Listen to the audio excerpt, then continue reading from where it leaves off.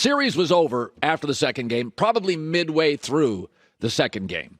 You have a very young coach with not a lot of coaching experience, Steve Nash, who knows his future, trying to outduel a more experienced guy in the trenches who had been in the NBA on a bench for a long time, and a deeper team, a better team, the Boston Celtics.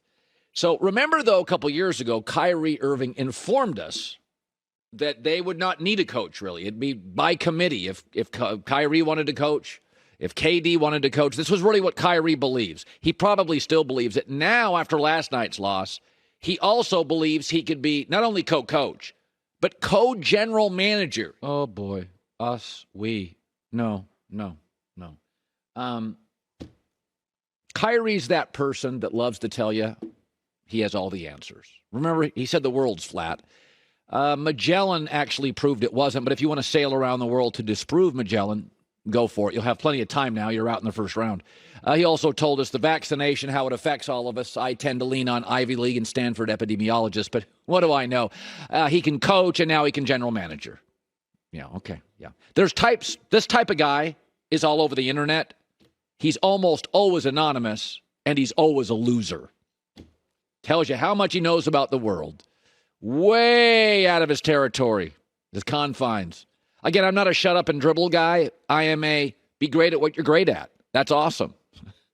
Bill Belichick, stop drafting. Let the scouts do it.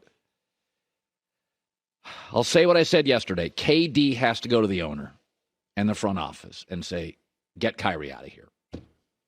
Get him out of here. Now there's another story that the Ben Simmons saga, now it's back to being a mental health saga. Okay. First it was injuries and mental health. Now it's back to injuries and back soreness. Now it's mental health. The agent and the player, wherever the wind blows. Kevin Durant, listen, Steph, Clay, and Draymond and Steve Kerr are laughing their butts off. They're saying, we told you not to leave. We told you it was a good thing here. And Kevin Durant struggled with that. Draymond confronted him. You remember the video. Hey, we won before you were here. Okay, we'll win when you're gone. Yeah, they're right, and KD's wrong. Now, careers in the NBA often end sadly. Michael Jordan at the end with the Wizards was ugly. Shaq fell apart physically. Even LeBron now, it's kind of a mess. But Kevin Durant still averages 30 a game and shoots over 50%. It doesn't need to end this way. But he wanted to leave the Warriors because he wanted to prove I can do it my way. And instead, he's proven the opposite. That he does because of his personality. He needs structure. He needs a coach. He needs a reliable teammate. He wanted to show Golden State, I'm going to do my own thing. We've seen it. It doesn't work. And that's okay. A lot of people leave corporations. They're going to start their own business. Many succeed. They become an Elon Musk, a Mark Cuban, and then many don't. And then they come back to the corporation and make a great living and are great employees, but they're not really basically do it on your own mavericks. It's not their personality. KD needs structure. He's a wanderer. Emotionally, he's kind of a wanderer. He needs somebody to rein him in, give him structure, hard coach him. He needs teammates that are reliable.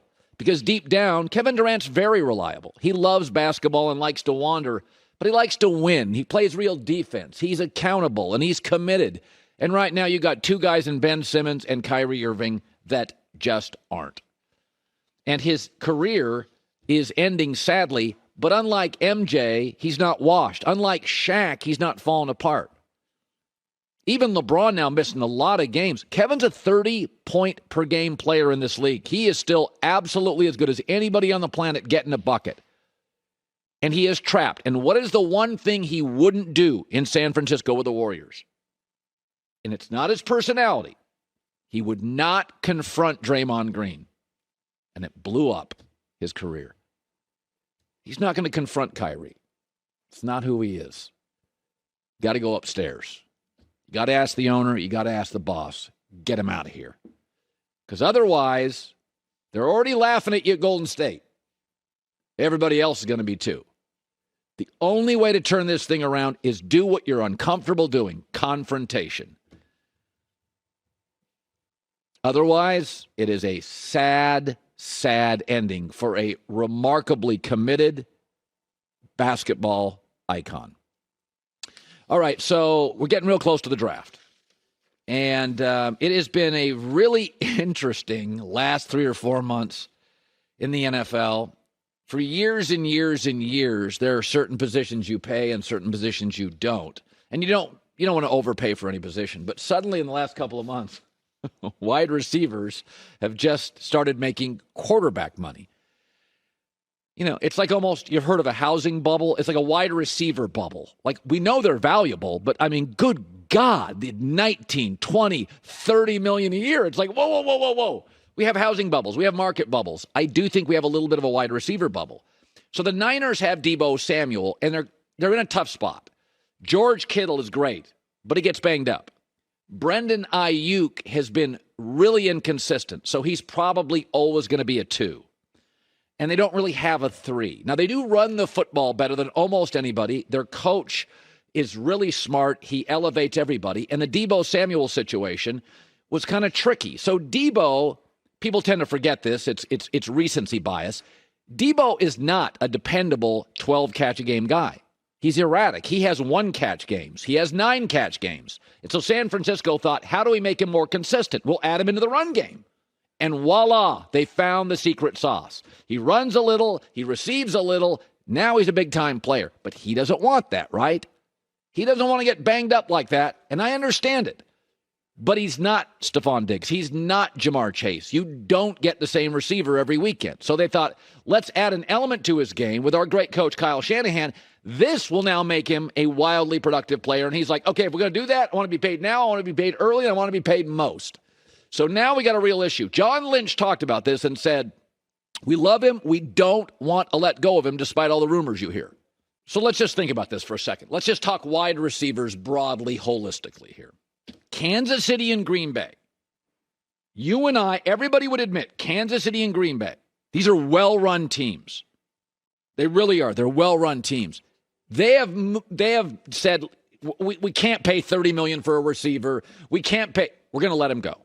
Well-run teams have said, we just can't do it.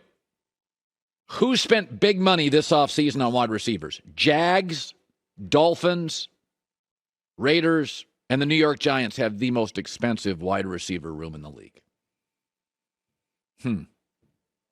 We all get receivers are important, but I'd like to repeat those teams that are spending a fortune.